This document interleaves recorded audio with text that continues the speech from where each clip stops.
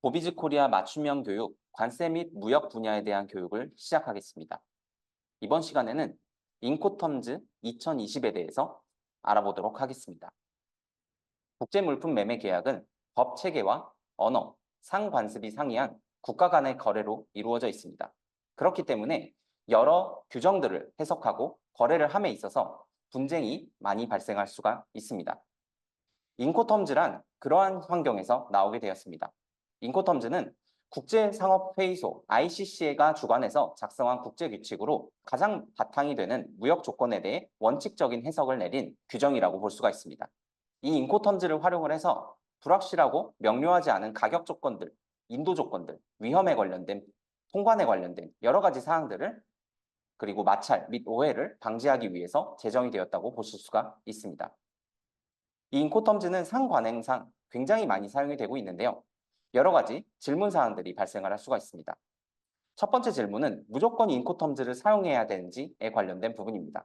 그렇지 않습니다. 그러나 오늘날의 무역거래에서는 대부분 인코텀즈를 규정하고 관련된 조건들을 사용하고 있습니다. 무역실무상 인코텀즈의 조건을 무조건 맞춰서 사용해야 되는지 여부도 궁금하실 수가 있는데요. 이것 또한 그렇지 않습니다. 이 인코텀즈라는 것은 법 체계가 아니기 때문에 이것을 변경해서 사용을 할 수가 있고 그것이 원래부터 법적 구속력을 가지고 있는 것은 아닙니다. 그렇기 때문에 많은 수출입업자들이 인코텀즈를 단지 가격 조건으로만 활용을 하는 경우도 많습니다. 세 번째 질문은 인코텀즈만 잘 정해놓으면 무역계약의 모든 것을 해결할 수 있는지에 관련된 부분인데요. 그렇지 않습니다. 인코텀즈 같은 경우에는 매도인의 의무 그리고 매수인의 의무를 각각 10가지로 정해놓고 있고 매매 대금이나 그 지급 방법에 대해서는 침묵하고 있습니다. 또한 계약 위반에 대한 효과를 가루지도 않고 있으며 강행 규정이 아니기 때문에 국내법이 우선하게 된다는 특징도 있습니다. 전자상거래 업체들 같은 경우에는 인코텀즈라는 그 규정을 명시적으로 사용을 하는 경우는 많지 않습니다. 다만 쇼핑몰 내 수출자와 수입자의 의무를 명확히 규정하는 측면에서 관련 지식이 도움이 될 것으로 생각됩니다. 인코텀즈 조건은 두 가지 카테고리로 나눠져 있는데요. 첫 번째는 단일 또는 복수의 운송수단에 사용 가능한 규칙, 이것을 복합운송에 사용 가능한 규칙이라고 해석을 하기도 합니다. 이것이 7가지가 존재를 하고요. 해상 또는 내수로의 사용 가능한 규칙, 해상 또는 내수로 운송에 사용 가능한 규칙으로 4가지 조건이 있습니다. 이번 시간에서는 단일 또는 복수의 운송수단에 사용 가능한 규칙으로서 엑스워크 조건부터 DDP 조건까지 7가지의 조건을 살펴보도록 하겠습니다. 인코텀즈의 조건, 엑스워크 조건입니다. 엑스워크 조건, 인코텀즈의 조건 중에서 공장도 인도 조건에 대해서 설명드리도록 하겠습니다. 공장도 인도 조건 같은 경우에는 매도인의 최소 의무를 보장하는 규칙입니다. 즉, 매도인의 장업장에서 군의 매수인의 임의 처분하에 인도가 되면 매도인은 그로부터 인도, 위험, 비용의 분기가 매수인에게로 넘어가게 됩니다. 또한 매수인은 수출입 통관 의무를 지게 됩니다.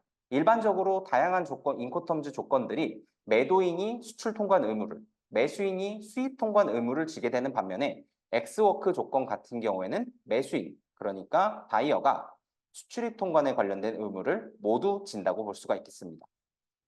공장에서 인도된 뒤에는 매수인이 관련된 의무를 모두 수행을 해야 되는데 가장 대표적으로 운송이나 보험에 관련된 부분들도 자신의 비용과 책임하에, 위험하에 계약을 진행할 의무가 있습니다.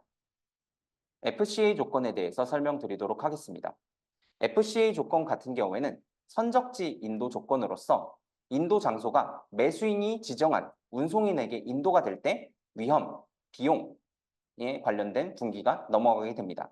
다만 엑스워크 조건과는 달리 통관 의무 같은 경우에는 매도인이 수출 통관 의무를, 매수인이 수입 통관 의무를 지게 됩니다.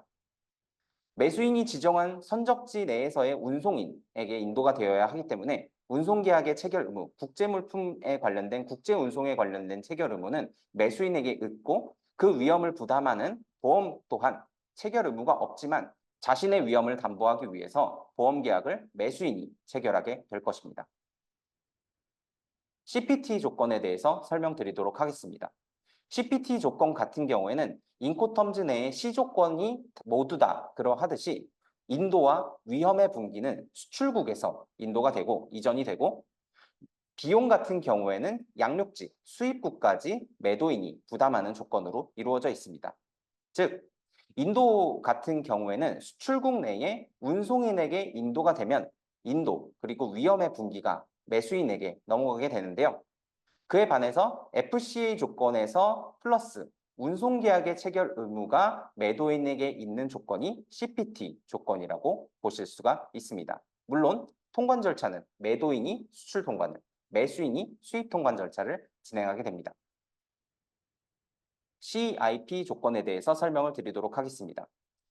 다양한 시조건이 다 동일하듯이 인도와 위험의 분기는 선적지, 그러니까 수출국에서 이전이 되고 하지만 관련된 비용은 매도인이 수입국까지 부담을 하게 되는 조건입니다.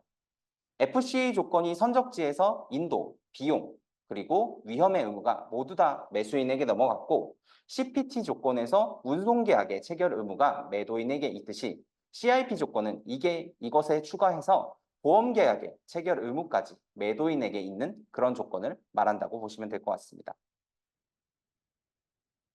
DAP 조건에 대해서 설명을 드리도록 하겠습니다. DAP 조건 같은 경우에는 모든 D 조건이 그러하듯이 양육지에서 인도, 위험, 그리고 비용의 분기가 매도인에서 매수인에게 넘어가는 조건입니다. 다만 DAP 조건 같은 경우에는 인도에 관련된 분기에서 운송수단의 양하 준비된 채로 인도한다라는 규정이 있는데요. 이것을 Ready for Unloading이라고 표현을 합니다. 이것은 양하를 할 때 많은 위험이 발생하기 때문인데요. DAP 조건 같은 경우에는 매도인이 양하에 관련된 책임을 부담하지 않는 조건이라고 볼 수가 있습니다. 하지만 DAP 조건 같은 경우에도 매도인이 수출 통관을, 매수인이 수입 통관 절차를 진행하게 됩니다. DPU 조건에 대해서 설명을 드리도록 하겠습니다. DPU 조건 같은 경우에는 인코텀즈 2022 나오게 되면서 새롭게 도입된 규칙인데요. DAP 조건과는 달리 매도인이 운송수단에서 양하된 상태로 인도한다, unloaded라는 규정으로서 관련된 차이가 존재한다고 볼 수가 있습니다. 마지막으로 DDP 조건에 대해서 설명을 드리도록 하겠습니다. DDP 조건 같은 경우에는 X워크 조건과는 반대로 매도인의 최대 담보 의무를 지고 있다고 볼 수가 있습니다. 그렇기 때문에 수출입 통관의 의무도 매도인이 수출 통관을, 매수인이 수입 통관을 진행을 하는 것이 아니라 매도인이 수출입 통관 절차를 모두 수행하게 됩니다. 다만 DPU 조건과는 달리 그리고 DAP 조건과는 같이 운송수단에서 양하된 상태로 인도를 한다라는 조건이 존재합니다. 이상으로 인코텀즈 2020에 관련된 일부 내용을 말씀드렸습니다. 감사합니다.